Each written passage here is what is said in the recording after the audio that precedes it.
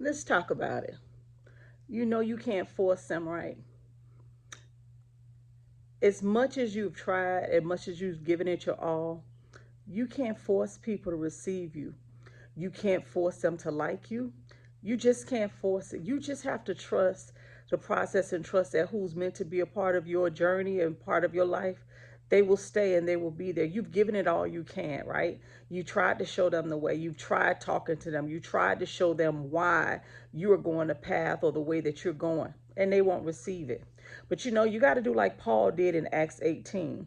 When they rejected him, when the Jews wouldn't receive him because he was preaching the gospel of Christ, what did he do? He dusted the dirt off his foot, and he said his blood, their blood was not on his hands. Listen, you've given that relationship everything. You've given that job everything. You've done the best that you can with your children. You cannot force it. Zechariah 4 and 6 says it's not by power nor by might, but by God's spirit, right? Some things you have to turn over to God and let God handle it. You can't be God. And so often we try to get in the way of what God is doing, even in our own lives, right? We're trying to be other people's God. We're trying to save people. We're trying to make the relationship work. We're trying to make people understand us, so to speak. Listen, you can't. You can't force people to understand what they just don't want to understand. People are going to have their opinions. People are going to say what they want to say. People are going to feel the way that they feel. And that's just because that's what they want. And so, no matter how many times you try to show them how good you are, how friendly you are, how well versed you are in a position, or how much knowledge or skill you may have, if they're not going to receive you, they just not going to receive you. It's like this being in a relationship, right? And you want that relationship between you and that person to work, whether it's a friendship or a dating, courting relationship, right? You want it to work. So you giving it everything. You can't make him want you. You can't make her want you. Once you've given it your best, you've given it your all, you tried to communicate, you have to let some things go. Maybe they're not a part of your destiny.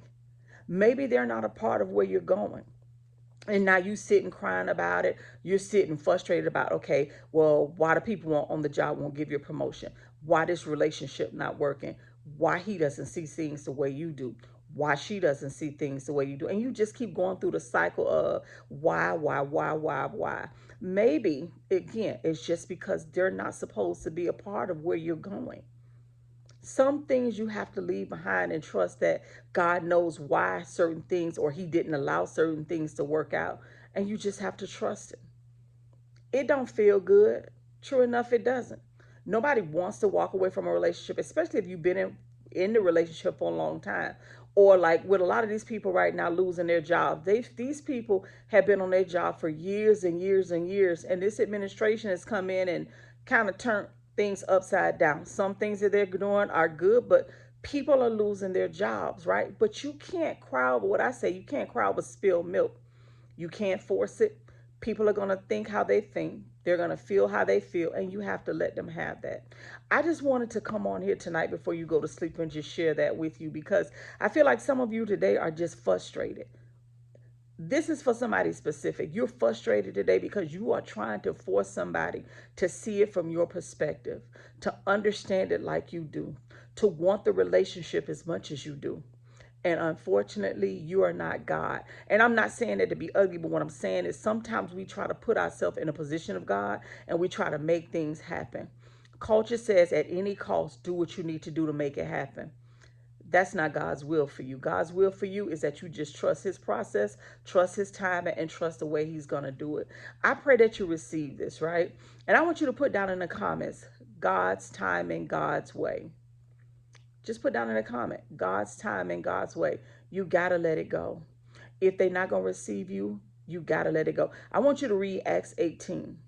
If you do nothing else, read Acts 18 and see how Paul just walked away. He gave everything he could to try to teach these people who Jesus was, and they would not receive him. Paul didn't try to fight it. He dusted dirt off his foot and he said, my blood is not on your hands.